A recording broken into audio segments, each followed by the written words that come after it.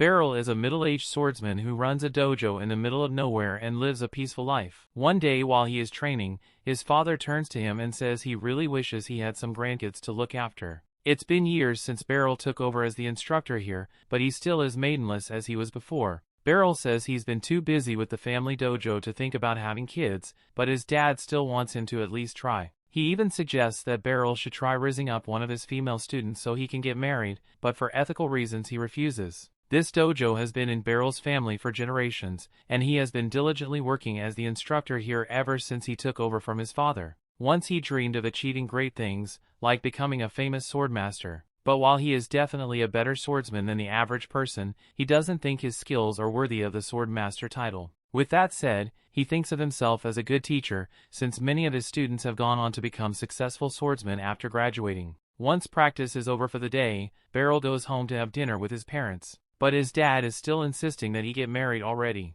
Beryl's dad tries to get his wife friend to pressure Beryl into finding a wife, but she says these things take time, so there's no need to rush him. However, she is still expecting Beryl to give her a grandbaby. Beryl chokes on his food a little because that's a lot easier said than done, especially since he doesn't even have a girlfriend yet. And it's not like a pretty girl is just going to show up at his door. A few seconds later, there's a knock at the door, and Beryl opens it to find a pretty girl standing there. She greets him as her master, and after taking a closer look at her, Beryl realizes that she's one of his former students, Alucia Citrus. Beryl invites her inside and offers her a cup of tea so they can catch up. Beryl remembers Alucia being a gifted student back when he trained her, but he never could have expected that she would become the commander of the Royal Knight Order. Anyway, Beryl asks her why she came to visit, so Alucia explains that part of her duty as Knight Commander is to train new recruits, so she took it upon herself to recommend Beryl as a special sword instructor. She even got approved as an Imperial Order, so she came to inform Beryl of the good news.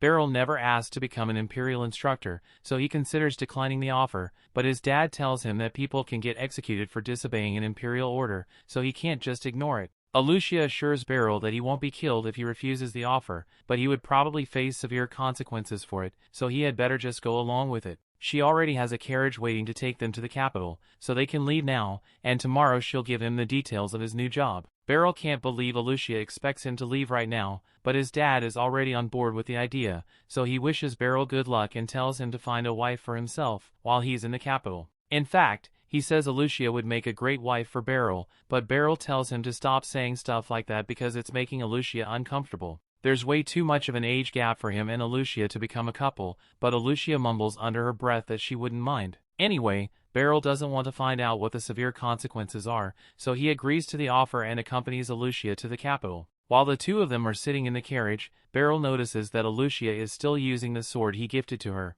This is a sword Beryl gives to all the students that graduate from his dojo, and Alucia has taken special care of hers ever since she got it. Beryl is glad to see that she values his gift so much, but he doesn't think that sword is good enough for a knight commander like herself to use. He says she could find something better at any other blacksmith. But Alucia says this sword is the perfect one for her. Beryl assumes she must be so attached to that sword because as her former master, she still believes that anything she gets from Beryl is superior, but he is just an ordinary swordsman, so he'd never be able to cut it as a special instructor. Just then, Alucia speaks up and says she is so excited that the hillbilly swordmaster is finally coming to the capital. Beryl has no idea who she's talking about because he's not a hillbilly and he's definitely not a swordmaster, but she tells him that he is well known in the world of swordsmanship. He has trained dozens of students who went on to become legendary swordsmen and adventurers, so he's a bit of a living legend, although Alucia isn't happy with the nickname he got.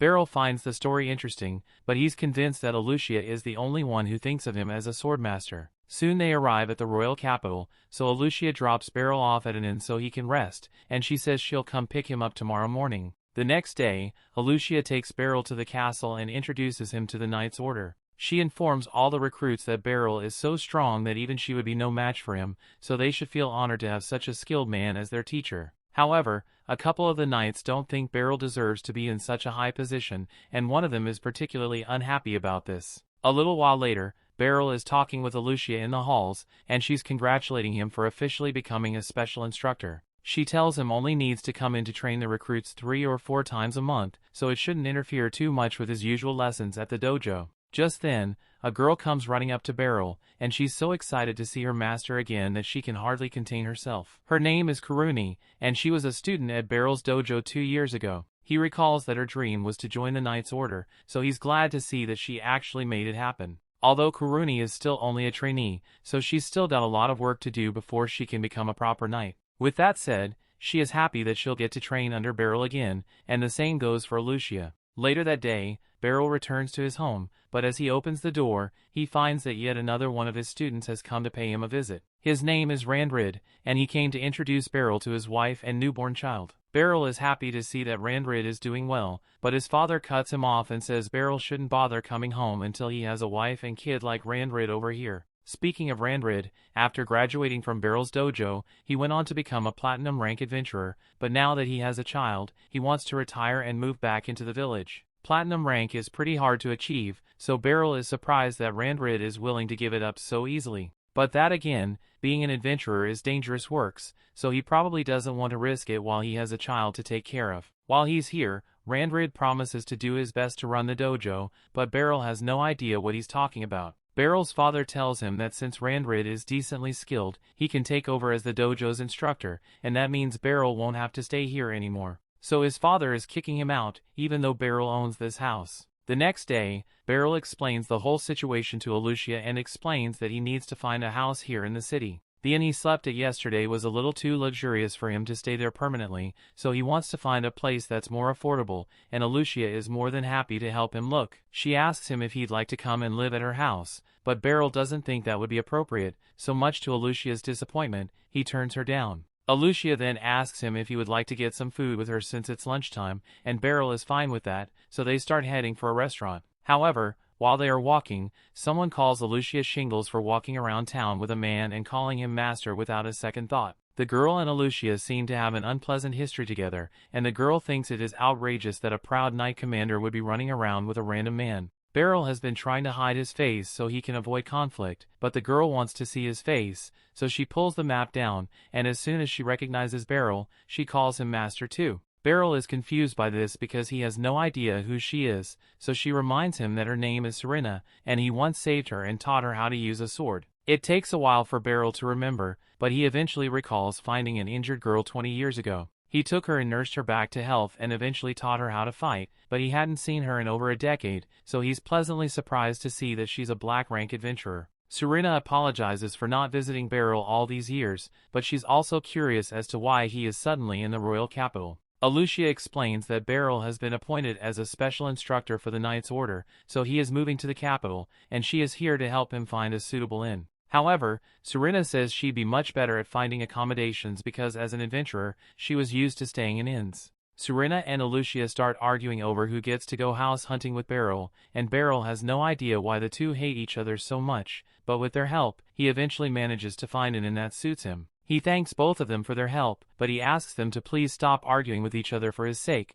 because he can't listen to any more yelling. Out of respect for Beryl, the two of them stop arguing with one another and quietly walk home. Beryl watches them from a window, and while he can't say he will enjoy all the excitement of city life, he thinks it's nice that he will have so many of his students around to take care of him. The next day, the Knight's Order is training as usual, and the vice commander, Henbritz, is absolutely dominating all the others with his skill. After defeating his aspiring partner, Lucia suddenly makes an announcement and informs everyone that there has been a change to the schedule. Instead of once a week, Beryl will be instructing them starting today, so she expects them to work harder than ever before. Beryl tells them all that he's happy to be here, but before he can begin his first lesson, Henbritz approaches and says he has something to say. To be a special instructor for the Knight's Order, Beryl would need to possess a certain level of strength, so he is challenging him to a duel. Henbritz isn't trying to be disrespectful. He simply wants to make sure that Beryl is good enough for the position, and as the vice commander, he is within his rights to ask for a duel, so Lucia sanctions it.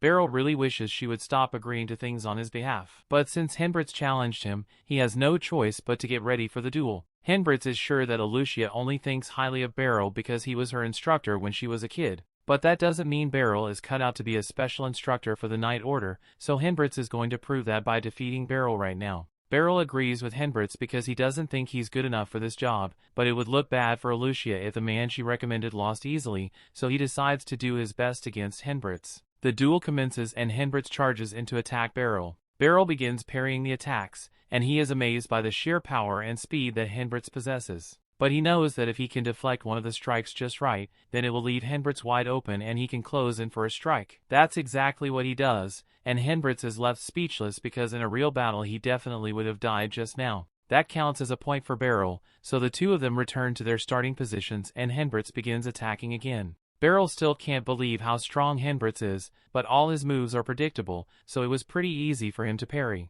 Henbritz realizes he won't hit Beryl if he doesn't go all out, so he uses his signature move to attack. The Roaring Blade technique has so much power behind it that it can't be blocked or parried, so there should be no way for Beryl to win here. However, after Henbritz swings his sword, Beryl disappears and reappears behind him with his sword next to Henbritz's neck. With this, Beryl has officially won the duel, and Henbritz isn't even mad about it. He is just amazed by the skill Beryl just displayed, and he apologizes for being so rude earlier. Later on, Henbritz holds a party to welcome Beryl as the new instructor, but he still really wants to know how Beryl managed to counter his signature spin move. Beryl explains that all he did was move along with Henbritz's rotation, which is how he ended up behind him, but doing it is a lot harder than Beryl makes it sound. In any case, Henbritz is looking forward to training under Beryl, and so are the others. That brings the episode to an end.